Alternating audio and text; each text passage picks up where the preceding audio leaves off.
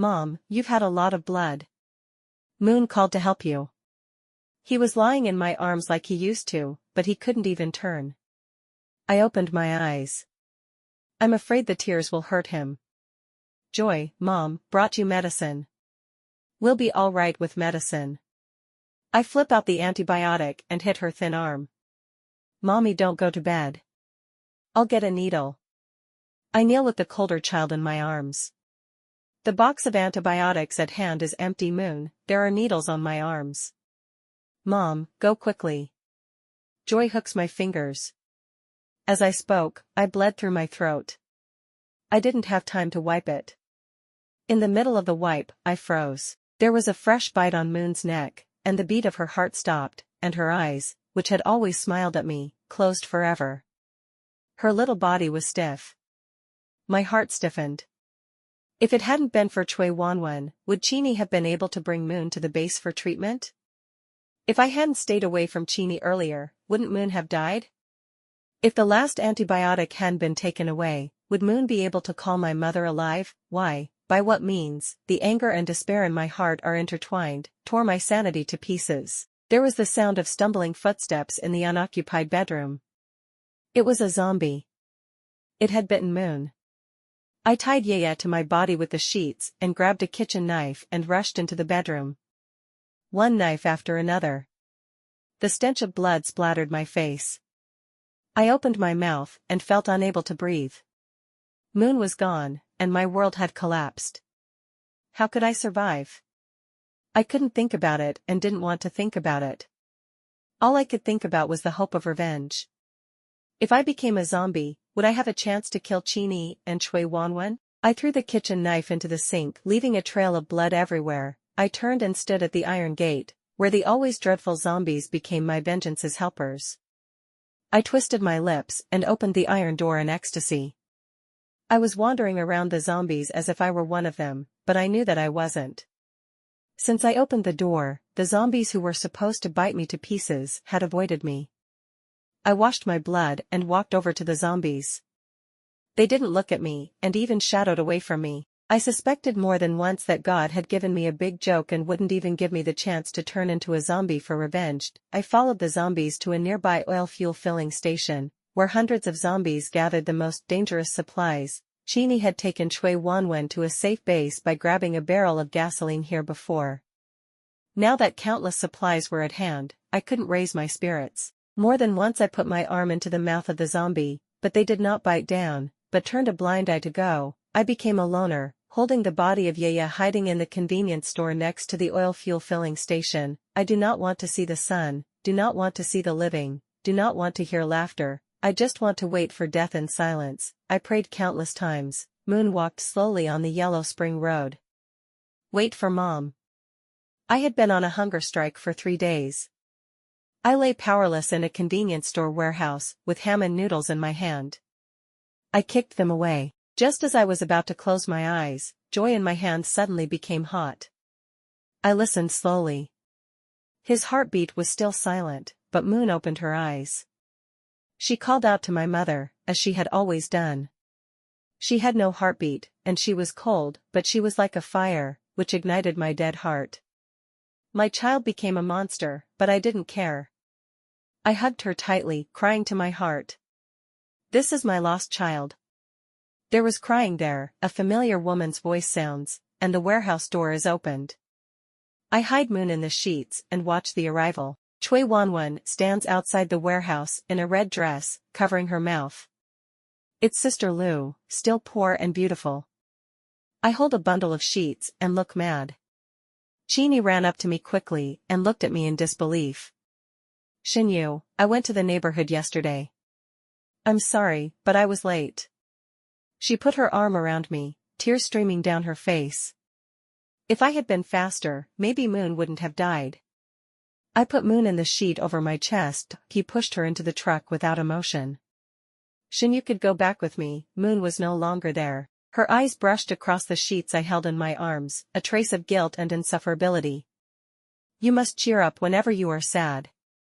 I looked at her sad face, and I felt sick. But Chini was still proud of his love. Chui Wenwen sat beside me with her skirt, watching Qini go away. Then he spoke slowly. Xin Yu, Qini is so passionate about you.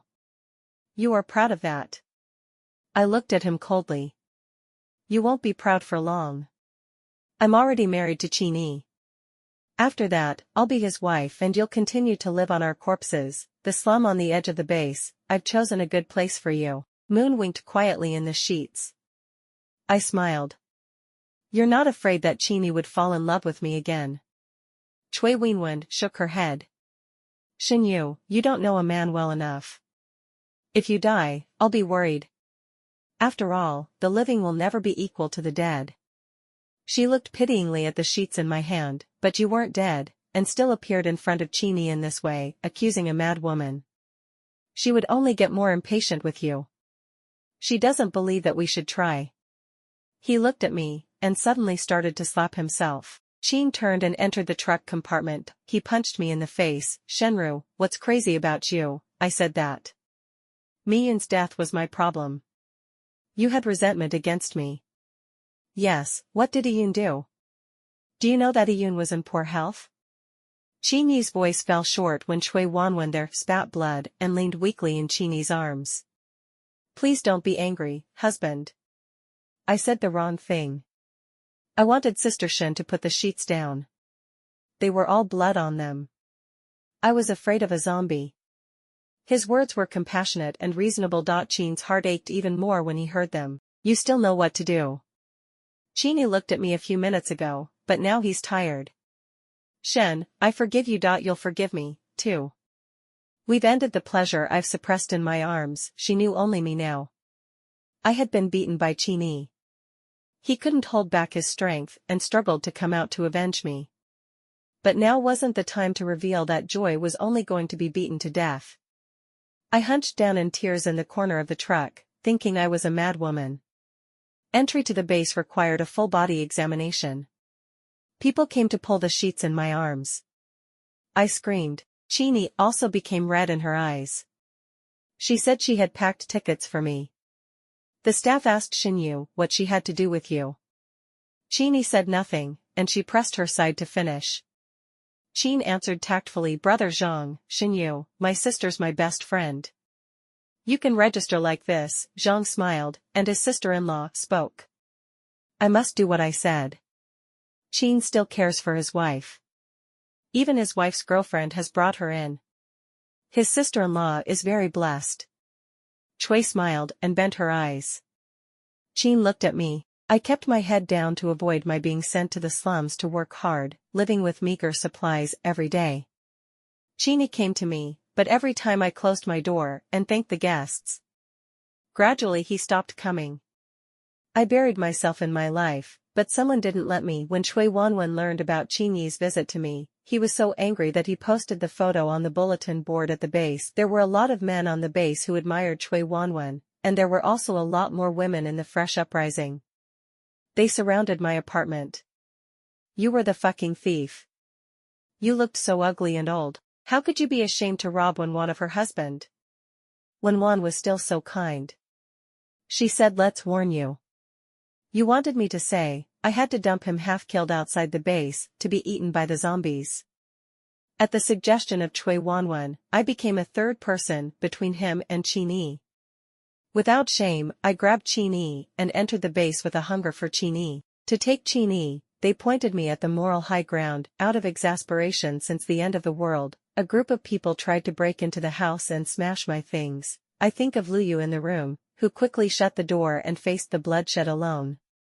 After that day, I became a famous thief on the base, but before Chui Wenwen could be happy, something new appeared in the Taoist hall. This was my marriage certificate with Qin Yi. The time was clearly written on it. I had married Qin Yi long before the end of the world, and the person who had remained after that had always been Chui Wenwen. Chui Wenwen was angry and wanted to die, hiding in the villa and refusing to come out. Qin Yi, the flower messenger, approached the door. I had waited a long time for this day. The moment she entered the door, he pounced on the bed. Qin Yi never expected this to happen. Suddenly, she covered her neck with a bite and fainted. I looked at her tight lips, frowning, and finally smiled for a long time. Jeannie was sent back to the door of the villa. Chui Wanwen screamed and dragged her inside. For the next few days, I never went outside, allowing the public opinion outside to rage. Until the third day, the base chief knocked on my door. Jeannie was the captain of the supply collection team, and he had a great face. Such reputational gossip could not go on forever. The chief of the base asked me to divorce Jeannie peacefully and put an end to this absurd farce. I said yes. It was a sunny day, and July was a hot time, but Jeannie appeared with Chui Wanwen's silk scarf. The crowd onlookers shouted praise for his love for Chui and her husband and wife. I was ridiculously like a clown, but Jean looked at me with a complicated face. His lips moved as if he were trying to say something, but in the end he just stood opposite me with his head down.